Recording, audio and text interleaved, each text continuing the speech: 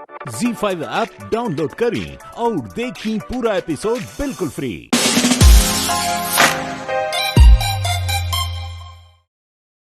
देखल बड़े कि ना बकुलिया नथुनवा में फंसा के और खरीद दे फाट जाए काय खातिर सबके ही बोलौले वाले है जा बताओ जगत भैया वो बताई कि हम बता दी।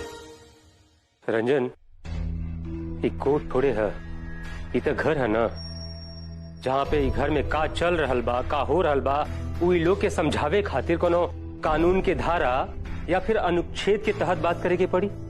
कुछ ना कुछ कहा मत लोग से। अब चुपचाप ये लोग के सब कुछ ये स्क्रीन पे दिखा दो। अरे तनी हमनियों के तो देख ही जा कि कौन इतना बड़ ख्वाब के दुतल्ला मोहल्ला बनौले बाड़े और ये दिखावे खातिर घर के सिनेमा हॉल बनौले बाड़े। अरे दिखाओ ना कि खाली बकवास करे खातिर एजा बोलौले बाड़े सबके। ना चाचा जी, हमनी के बकवास नहीं कर रहल बानी, बल्कि यही जा जवन इतना दिन से सिनेमा चल रहल बा ना, उस सिनेमा के बंद करे खातिर कुछ दिखावल चाहता नहीं। अब समय आ गई बा कि घर में जवन नौटंकी चल रहल बा इतना दिन से, वो नौटंकी बंद होके। देवर जी, कौन सा नौटंकी खत्म करे के समय आ गई बा? और रउआ सब एजा का कर रहल बानी?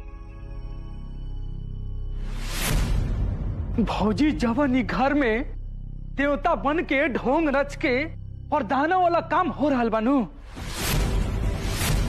अब ओकरा ऊपर से पर्दा उठावे के समय आ गई बा और आज उठी और फिल्मी पर्दा पे उठी।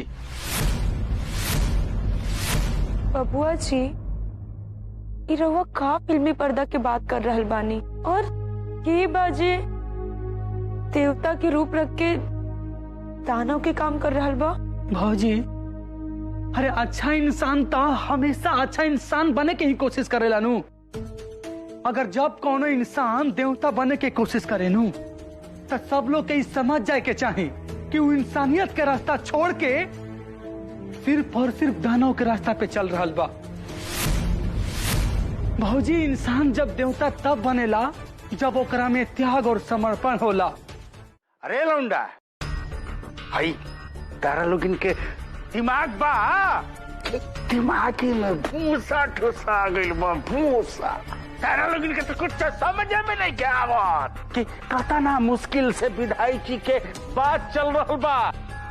जितना भी कोई धैल बा ओकरा के तू लोग मिल के नाश कर दा।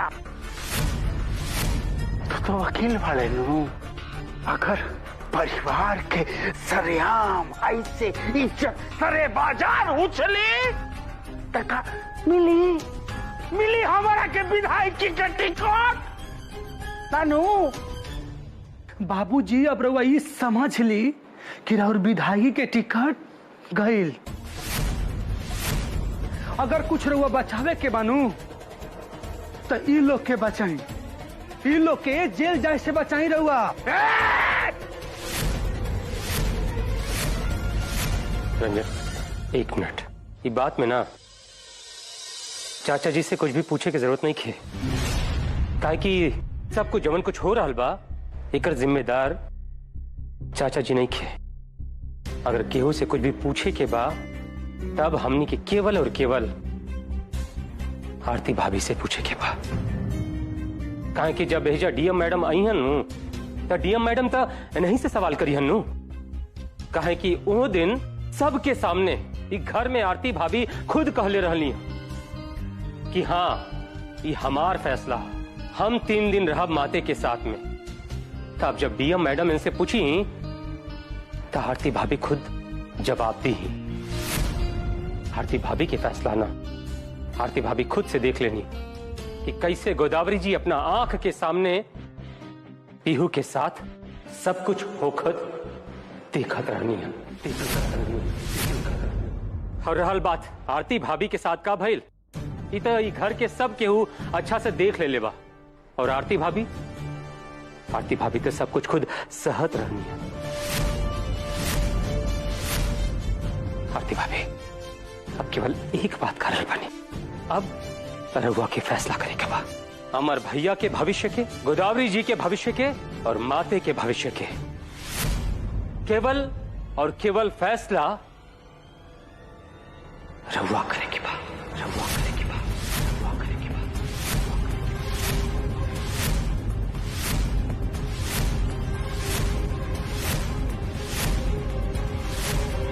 अब हमनी के माते और पीहू जैसन तो नहीं खिलूं कि अगर केहू केहू के साथ अन्याय करे, गलत करे तो हमनी के आपस में लड़ी झगड़ी मारपीट करी और फिर ऐसा फैसला करी। अब रहुआ जवन ई आरती भाभी और पीहू के साथ अन्याय कर रहल बानी, ओकरा खातिर हमनी के कानून के सहारा तो लेवे के ही पड़ी, लेवे के ही पड़ी, लेवे के ही पड़ी।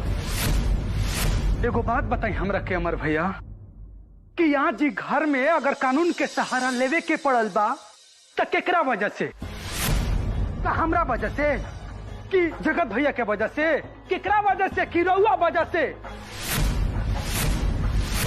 हमरा ई नइखे बुझात कि रउआ भौजी के मुसीबत दूर करे खातिर बहरी पैसा कमाए खातिर गई रही कि उनकरा के बर्बाद और तबाह करे खातिर तरीका सोचे गई रही। अरे जब से रउआ घर में आइल बनी तब से घर आखड़ा के मैदान बन के रह गइल बा। केहू कहीं लड़ाता तो केहू कहीं झगड़ाता। मतलब ये घर में जितना भी झगड़ा हो रहा बा वो कुल हमरे वजह से हो रहा बा है? ये कहल चाहता ले जाता हूँ लोग। अमर भैया अरे वो तो बिल्कुल सच कह देनी, ई बात में कोनो शक नहीं थे। सबसे पहले रउआ ई घर में दुगो बियाह करके आ गई और दुगो बियाह करला के बाद रउआ दोनों लोग के साथ खेल भी खेल रहल बानी, तो कुल के जिम्मेदार क्यों होगी? रउआ ही होखब। एक बात बताई, रउआ के कहे रहल दुगो बियाह करे खातिर? ई घर में तो केहू नहीं के कहल रहल ना, और नहीं ई ग्राम पंचायत में केहू कहल रहल, तो फिर दोषी के भइल? न ई घर के लोग न ग्राम पंचायत के लोग, रउआ ही दोषी बानी नू। और बेचारी आरती भाभी वो तो खुद ही अन्याय झेल रहल बड़ी, उका केहू के साथ अन्याय करब। और अमर भैया रहल बात बेचारी पीहू के, रउआ आज से पहले ओकरा के कभी भी ऐसे लड़त झगड़त कबू न देखे रही होगी। रउआ पता है कि जवन कुछ इतना दिन से चल रहल बानू, पीहू केवल वही वजह से इतना चिड़चिड़ी हो गई। रउआ गोदावरी जी के और माते जी के घर में लेके जोन आईनी हनू, वही वजह से घर में इतना फजीहत हो रहा बा। गोदावरी जी और माते के चक्कर में जवन अन्याय आरती भाभी और पीहू के साथ कर रहल बानी नू, वो अन्याय के खातिर रउआ के सजा तब मिले के ही चाहिए।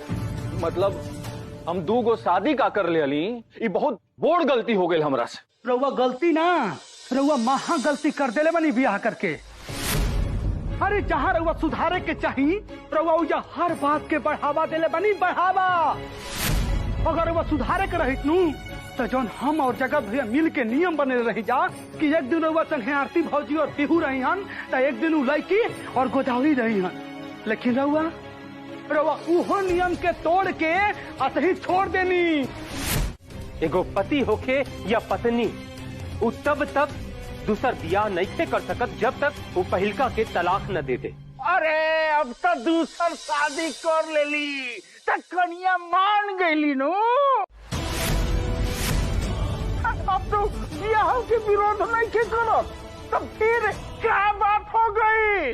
देखिए, हिंदू मैरिज एक्ट 1955 के अनुसार आईपीसी की धारा 494 में ही साफ साफ लिखल बा, जब तक एक बियाह के तलाक नहीं खेले लेत तब तक वो दूसर बियाह नहीं कर सकत, फिर चाहे पत्नी होके या पति।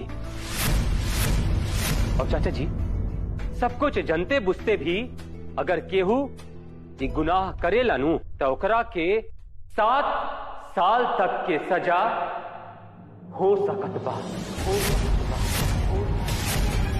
जगत भैया ई लोग के ई बात राउत समझ में ना आई, कितना रुआ समझा ले। अभी लोग के पुलिस ही समझाई। चले रे पुलिस से बात करे दुआ। जा ना जा जवान, भाग रे पुलिस जाओ।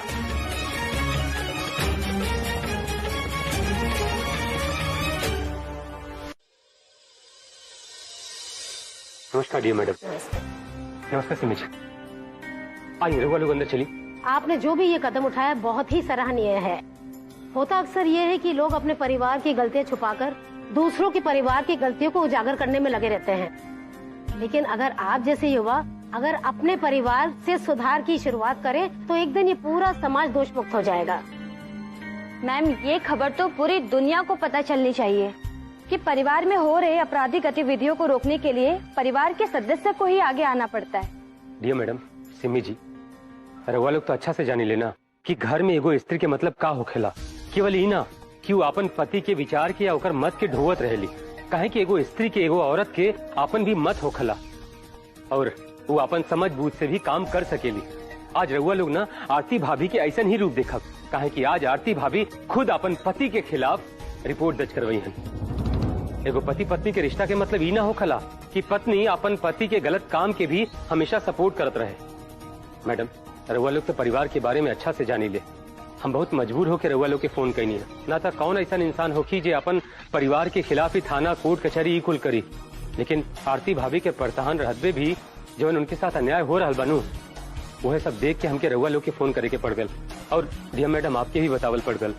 रघुआ तो अच्छा से जानी ले कि चाचा जी थाना कोर्ट कचहरी पुलिस इस सब के कुछ ना समझी ले। यहीं से हम रघुआ के बुलैनी है कि रघुआ ई घर में एगो परिवार के सदस्य जैसन बानी।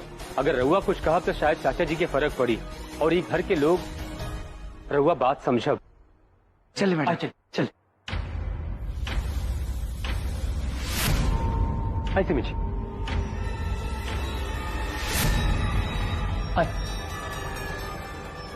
देखिए नहीं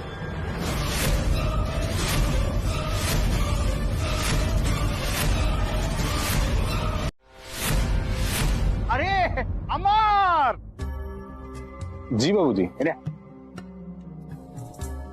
1 2 3 4 5 6 क्या करके कन्या के गहना गुड़िया जेवर लड्डू मिठाई या जलेबी खूब जम के खिला दे। ठीक बाबूजी। जगत ओहो, अरे बेटा 1 2 3। अरे लिए शर्मो मत रे वकील साहब, ले ना, बड़ा सीरियस हो गई बा। अरे बेटा तू का छूटी में पहले तो मान ले और चावत भैया रसमलाई खो मिठाई खो सब। अरे माफ करी डीए मैडम, हम तो देखे में ना कोई नहीं रउआ के तनिका बाल बच्चा में मशगूल रहनिया, इनकरा के तनिका मिठाई उठाई खिलाए खातिर ना आशीर्वाद ही देते रहनिया। आई ना मैडम आई। ओ सिमी जी भी आ गई, बड़ी सिमी जी। मैडम जी, सिमी जी, रउआ लोग एजा कहीं आस पास आए रहनिया का? जे अचानक बिना कौनो खबर पत्री के आ गई नहीं। मैं बिना खबर के नहीं आई हूँ, बल्कि जगत जी ने मुझे फोन करके रिक्वेस्ट किया यहाँ आने के लिए, और उन्होंने कुछ शिकायत की कि शिकायत? अरे कैसे शिकायत? बेटा जगत, बेटा रंजन, घर में कुछ हो कौनो बात भइल बा का शिकायत करले बड़ो लोग डीएम साहिबा से? अरे कौनो शिकायत बा? बतावा मरा के बतावा।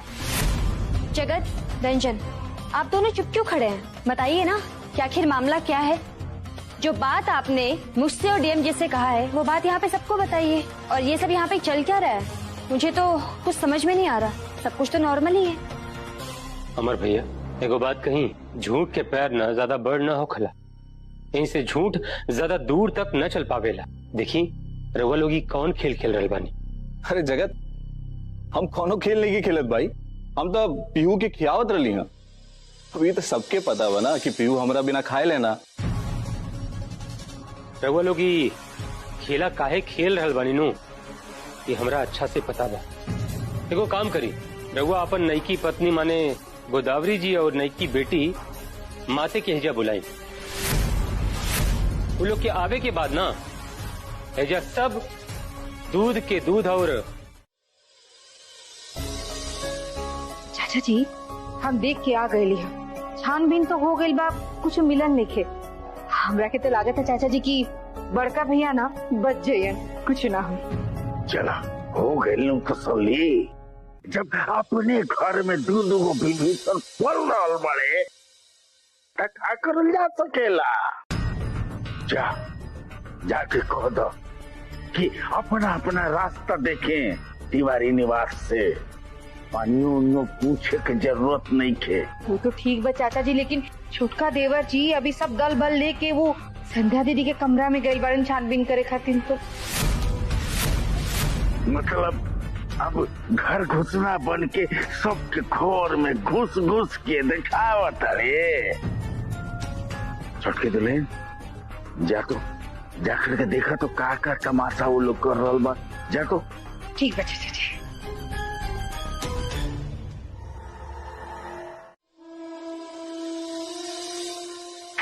पत्रकार महोदय, माने तिवारी निवास के खबर से ही और कारोबार चल रहा बा का?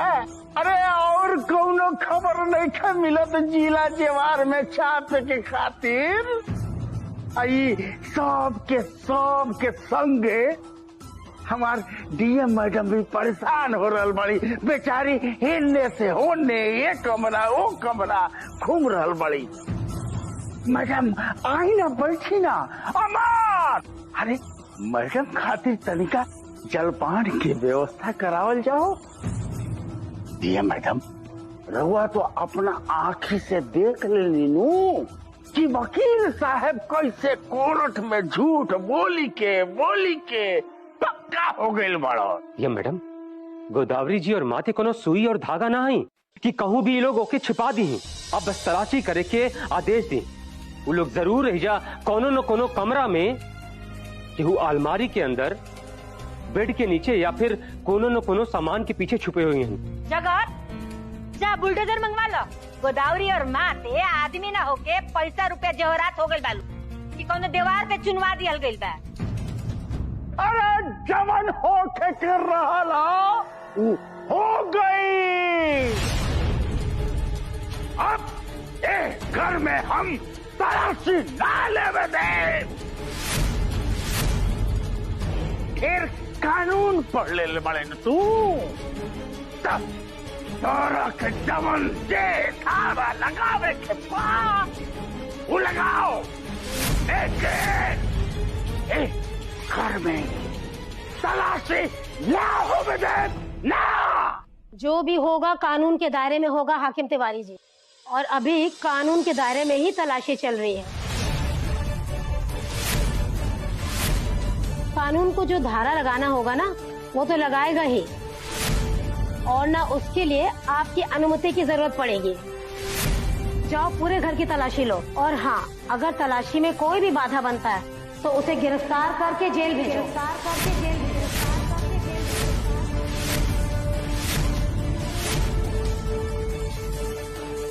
कानून किसी के बंगले का ना तो दरबान है और ना गुलाम, और कानून को जो करना होता है ना वो अपने विवेक से ही करना होता है।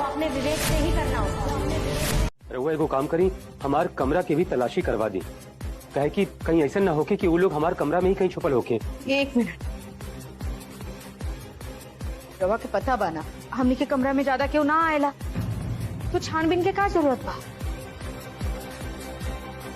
देखो जगत, हम आपके कहने पर आए हैं। बिना किसी औपचारिक कागजात के हमने इतना कुछ कर लिया, लेकिन अब आगे हम और कुछ नहीं कर सकते। हम जिला अधिकारी हैं, पर हमारे अधिकार का भी एक सीमा है। इससे ज्यादा अब हम और कुछ नहीं कर सकते। ये कानून के साथ भी नाइंसाफी है। हम आपके झूठ में अब और साथ नहीं दे सकते। डीएम मैडम, हम झूठ नहीं बोले, हम सच कर अलबानी। हमार बात के विश्वास करी। अमर भैया दूसर ब्याह कैले बाड़न, और उनकर पत्नी के साथ उनकर पत्नी के एगो बच्ची भी बाड़ी। अब हाँ ये मैडम हमरा याद आ गई, हमरा पास अमर भैया और गोदावरी जी के मैरिज सर्टिफिकेट भी बा। हम अभी लेके बतानी। देवर जी का लेके आवत बारी देवर जी? आरती भाभी रहुआ याद बनू, हम अमर भैया और गोदावरी जी के मैरिज सर्टिफिकेट रहुआ के दिखबले रहनी है। वो मैरिज सर्टिफिकेट ना हमार भिरी बा। हम बहुत संभाल के ओकरा के अलमारी में रखले बानी।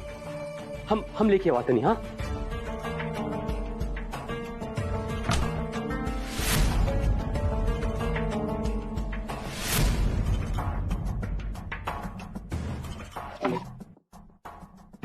कहाँ जा फिरी?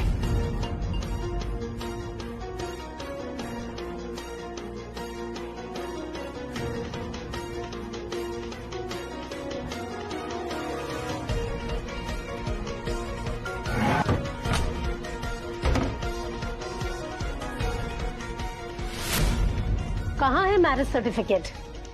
जगत, तुम मान लो कि तुम झूठ बोल रहे हो और इस परिवार से जो हमारा रिश्ता है तुम इसे भी खराब कर रहे हो। मुझे लगा कि मैं यहाँ आऊंगी तो सब ठीक हो जाएगा, लेकिन बात तो और बिगड़ती जा रही है। इतने समय से तलाशी हो रही, लेकिन अभी तक कुछ भी नहीं मिला सबूत के तौर पर। अरे जब कुछ हुई तब न मिली मैडम जी। ये दोनों जना मिलके रउआ लोग का न सिर्फ समय बर्बाद कर रहल बन जा, बल्कि तिवारी खानदान के इज्जत भी मिट्टी में मिला रहल बन जा। अरे हमारा इतना उम्र हो गए, लेकिन आज तक तिवारी परिवार में कबो भी पुलिस आयल ना रहा। लेकिन आज ये दोनों जना का वजह से तिवारी परिवार में पुलिस आ गई। लेकिन आज परिवार का लोगन के चलते हमनी के इतना शर्मसार होके के पड़ता कि का कहल जाओ। देवर जी जौन कुछ भी भइल बानू ओकरा के भूल जाई। घर परिवार के मान सम्मान के ठेस ना लगे देनी है। पत्नी और बहू होके के नाते जौन कुछ भी भइल हमरा संगे हम उस सब कुछ सहत रहनी है।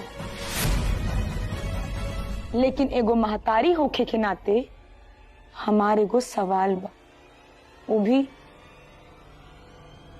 अमरेंद्र तिवारी जी से। अमरेंद्र तिवारी जी से।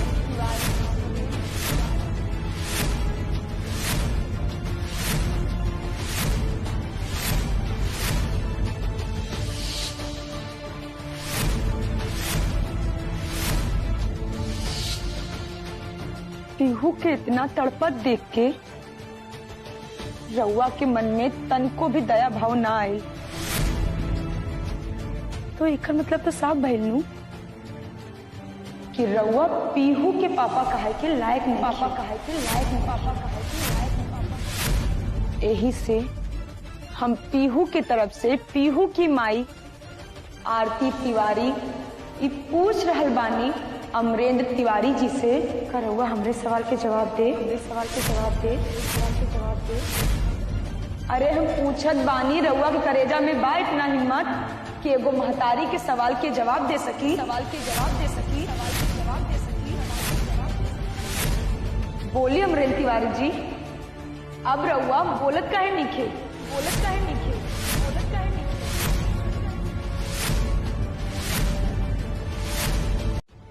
अरे जब तुम पेटा भर के रहलू है ना, तो हमारा और तहार बाप के बीच ही तय हो गई रहे कि तू जब बड़ हो खबू तो हम अपना बेटा के संगे तार प्यार चाहिए। वे दिहल जवाब हाकिम तिवारी निभावला था निभावला। अरे लात हमारा सामने तार परिवार के गांव का है। अरे जौना गांव में एगो मोटरसाइकिल ला रहे, वो गांव में हम हाथी घोड़ा पालकी गाड़ी सब लेकर के गई तार ब्याह में।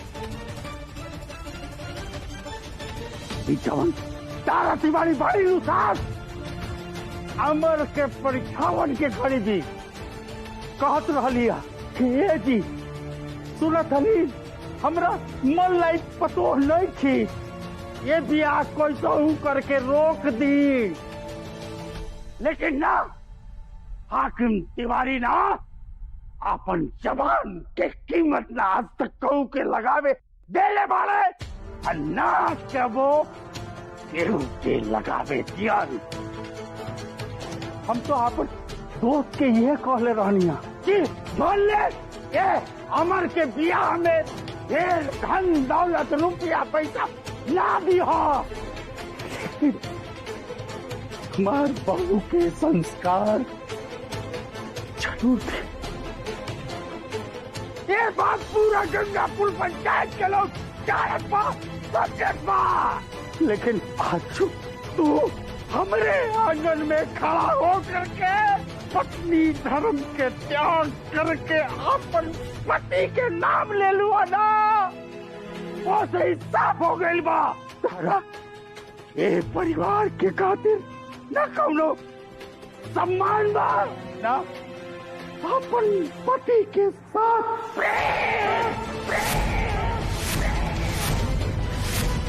जब तू कहलू हो वो आज तक के खानदान में कदों कदों बहू ना गई।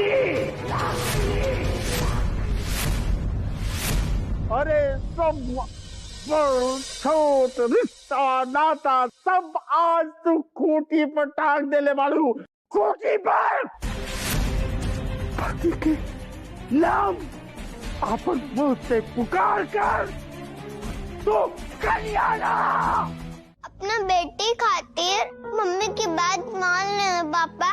मम्मी कबो केहू से कुछ सवाल नहीं खे कइले, आज मम्मी से बात कर लेना पापा, प्लीज पापा। सब कोई मम्मी के ही खराब कह रहे बा, का हमरा से ज्यादा प्यार कहिला खातिर मम्मी खराब हो गई बाड़ी पापा। पापा मम्मी के साथ चला जाना पापा, प्लीज पापा, प्लीज हमरा बात मान लेना पापा। छोड़ा हमारा हाथ, छोड़ा हमारा हाथ, छोड़ा हमारा हाथ। अब तू हमारा हाथ पकड़ के ना ले जाइए, बल्कि हम तुहार हाथ पकड़ के ले जाए और तुहार जितना सवाल के जवाब बना हम कुल दे, कुल खातिर तैयार बनी। और ओकर बाद जवान भी हुई, पुलिस थाना जहां भी जाए के पड़ी हम जाए खातिर तैयार बनी। लेकिन तुहार सवाल जवाब के बाद तुहार साथे जवन भी हुई ना, ओकरो खातिर तू तैयार रही।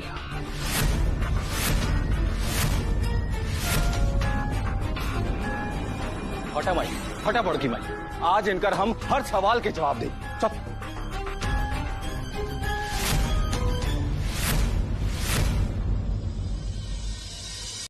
ZEE5 ऐप डाउनलोड करें और देखें कुल एपिसोड एकदम फ्री।